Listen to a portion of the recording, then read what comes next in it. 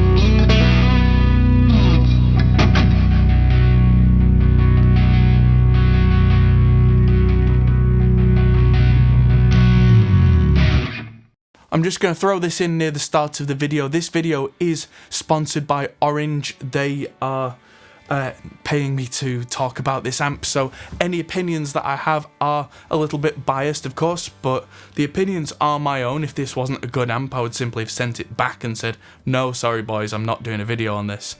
Also, in my studio, John Brown from Monuments has done his own demo video, which should be out, if not already done, very shortly, so keep an eye out for that. On with the show. So as you just heard, this amp can do quite a lot, and it's a single channel amp.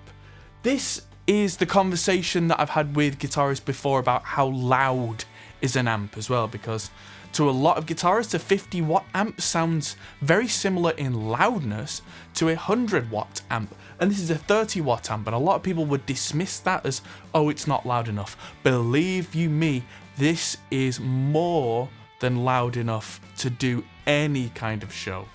Need I remind you that Brian May can use an AC30 and send everybody deaf? This is an all valve head. It's got 9 valves, or tubes as us English people would call it, inside. It's got 3 12AX7s, a 12AU7, a GZ34, which we will talk about more in a minute, and a set of 4 EL84 power valves.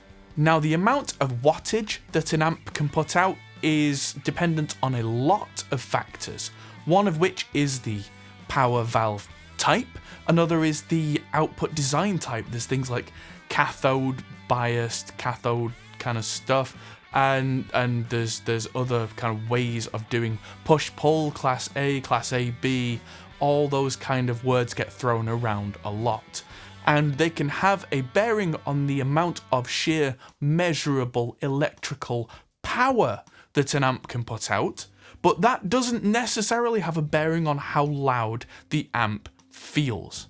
A lot of more modern amplifier designs take the AC power from the wall socket and they convert it into DC, which is what the amp needs, through a rectifier. Modern ones, a solid state rectifier, a very clever silicon kind of chip thing that turns that into the DC that the amp needs. And this is the older style with the rectifier valve. There is a brand out there that makes a dual rectifier amp. It's a little bit of a gimmick because you tend to choose one or the other, but in this case, it's bad, but bad on purpose, because a rectifier valve is rectifying the AC voltage, and if I've got it at full volume and I hit it, it can't really deliver enough power in that quick kind of burst, and what happens is it gives a little bit of what we call sag, which means that the amp doesn't have that thunk kind of designed into it. It has a much smoother tone as a result of the rectifier being not as good. But then not as good is a conversation that we should have with guitar amps anyway, because these valves, they're distorting. They're not as good as a solid state amplifier. What is not as good? Because we like the sound of the preamp valves in this distorting. We like the sound of the power amp valves distorting in their own way. We like the sound of the rectifier valve not being able to deliver very much power on that given kind of big woomph. Now, it's all relative, of course. Let's talk about the amp's features before we talk a bit more about how this does what it does.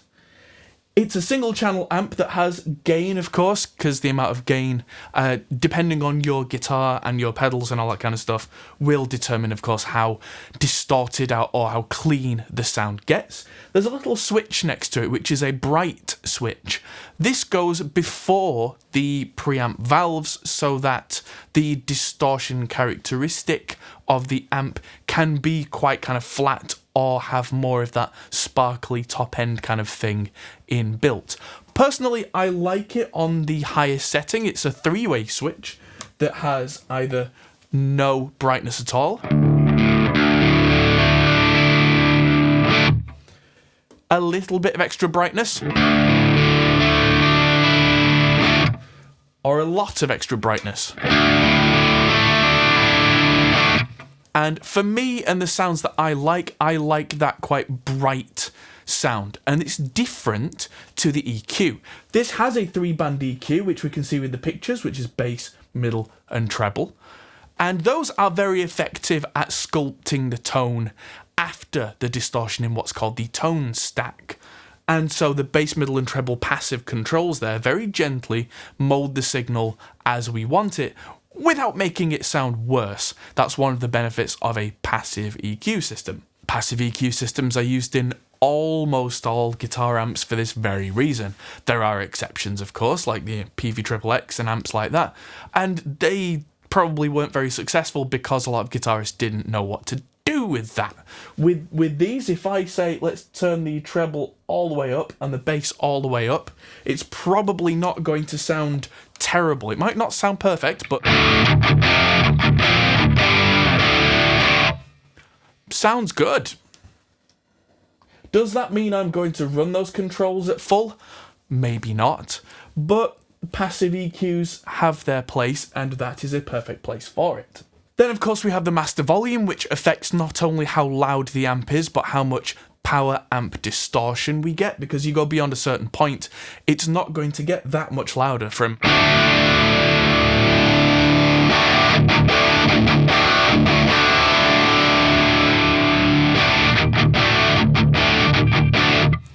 And so if you're happy running an amp at full volume, then really you're looking at the difference there between a slightly more modern distortion characteristic with the lower output headroom and with a more vintage style distortion with no headroom, with really pushing the valves into overdrive, pushing that rectifier valve to sag a little bit, and just pushing the whole system to be very much on the edge of breaking up inside. Not in a kind of a technically dangerous way, but in a sonic kind of way. You're not going to blow up the amp by having it on full and playing it for a reasonable amount of time, I would say. Of course, if you have something like a fuzz pedal that's blasting the front end with a square wave and you have everything on full, you might see the amp go pop after a little while, but that's kind of, you know, use your gear sensibly.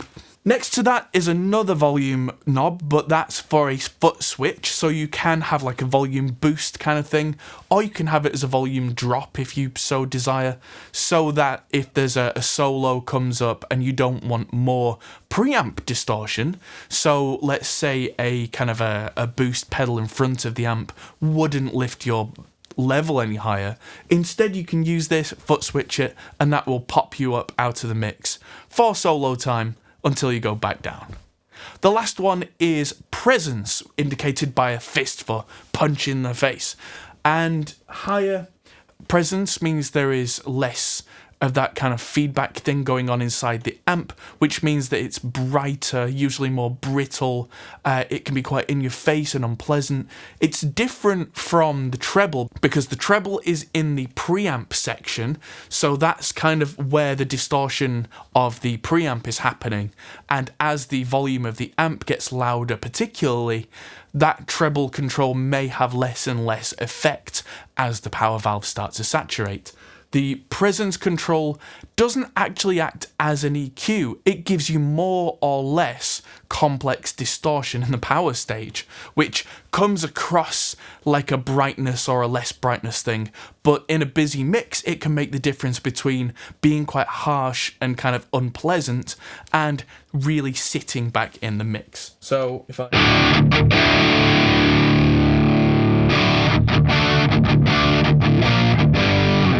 With the presence quite low here, it sounds a little bit soft, but if I raise up the treble now and take down the bass in the EQ to suit,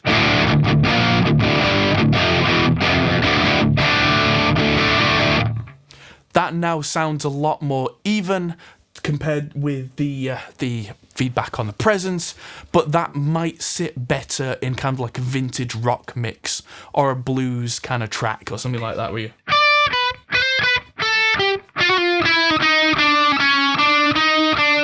Ooh, chromatic. Whereas with that presence really high up, let's just take the other controls back down to suit.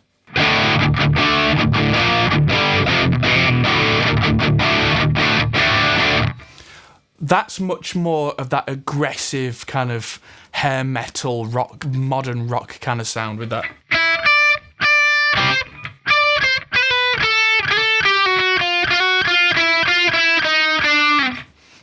Good old chromaticism, eh?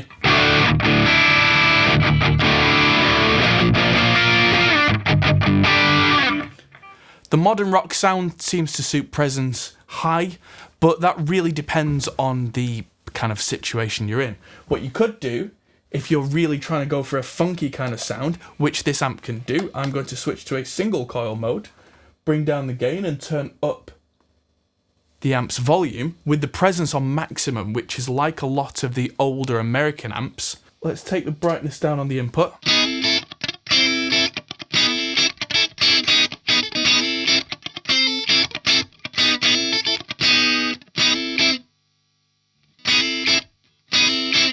Let's get a little more low end there.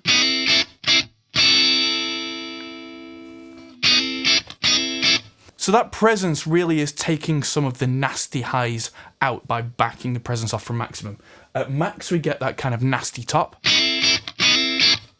And down a little bit. If I go too far, it'll sound a little too smooth.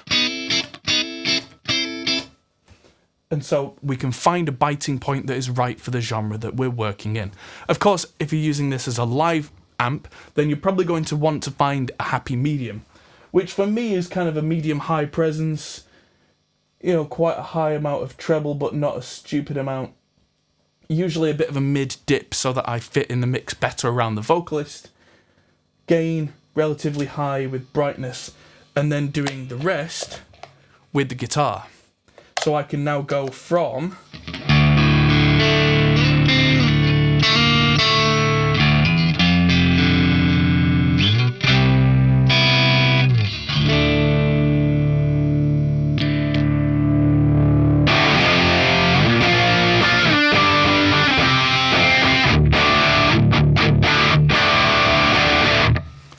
in a single move.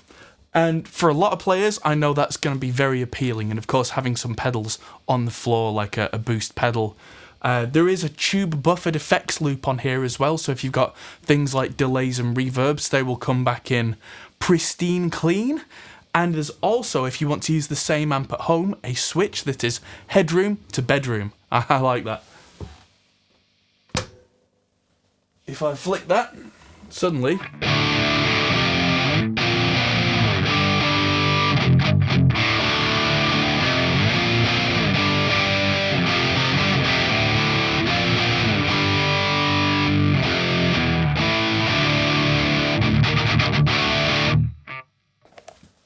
There is a very usable sound that is running at 2 watts and it's still pretty loud. It's still enough to upset the people in the house.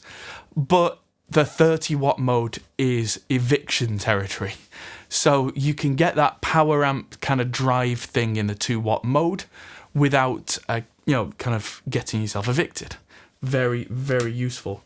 This amp is relatively simple, but really powerful. I can feel it humming with my hand on top there because the valve rectifier and the transformer are working together to bring me the AC voltage into a usable kind of level. And yeah, it feels organic, it feels alive.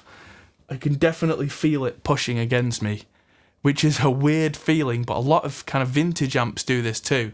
But with this being a brand new amp that is only being released right now, that is part of the design. It's not because it's old and broken down. Now this amp keeps up with the amps that you see behind it. I've got 100 watt Marshall JMP, the 100 watt PV50 150, or 120 watt technically, and 150 watt Mesa Road King at the bottom there. And this keeps up with them all, which is incredibly impressive considering the numbers. But it's not to do with the numbers, really. The 3 amps there, the 5150, the Marshall, generally the Marshall, and definitely the Mesa, aren't supposed to go anywhere near their full wattage outputs. That means that when you go chug, chug, chug, that low end can kind of bloom and give you that big fullness without the power valves caving in. The voicing on the OR30 doesn't have quite as much of that super low, wumphy low end, and I think it's been voiced very much for that, so that you get a lot more kind of level that really kind of blows you backwards for the wattage. Orange do make 100 watt amps, so this isn't them kind of trying to cut corners or be cheap. This is designed very much to be voiced as it is, as a vintage kind of voice. It doesn't sound like any other EL84 amp that I've tried either, because a lot of them do have kind of a weak mid-range, and this has really been voiced not to be that.